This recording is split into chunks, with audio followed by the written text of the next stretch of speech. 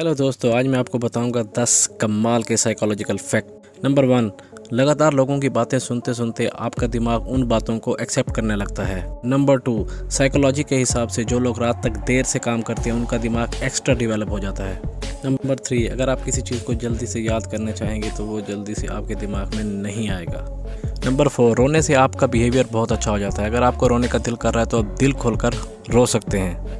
Number 5, psychology कहता है कि जो लोग ख़तरनाक सपने देखते हैं वो बहुत ज़्यादा जहनी परेशानी से गुजर रहे होते हैं। नंबर 6, स्मार्ट लोग हमेशा अपने आप को कम समझते हैं और कम समझदार लोग हमेशा अपने आप को बहुत ज़्यादा स्मार्ट और तेज़ समझते हैं।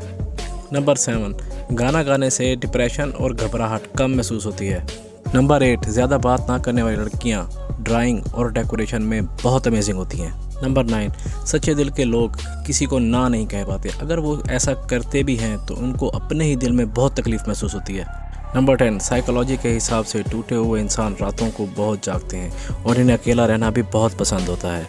कैसे लगी आपको मेरी ये फैक्ट्स? अगर आपको ये मेरे फैक्ट्स पसंद आए तो मेरे चैनल को लाइक करें, सब्सक्राइब करें ताकि आगे भी ऐसे ही आपके लिए वीडियोज़ मैं लाता रहूँ।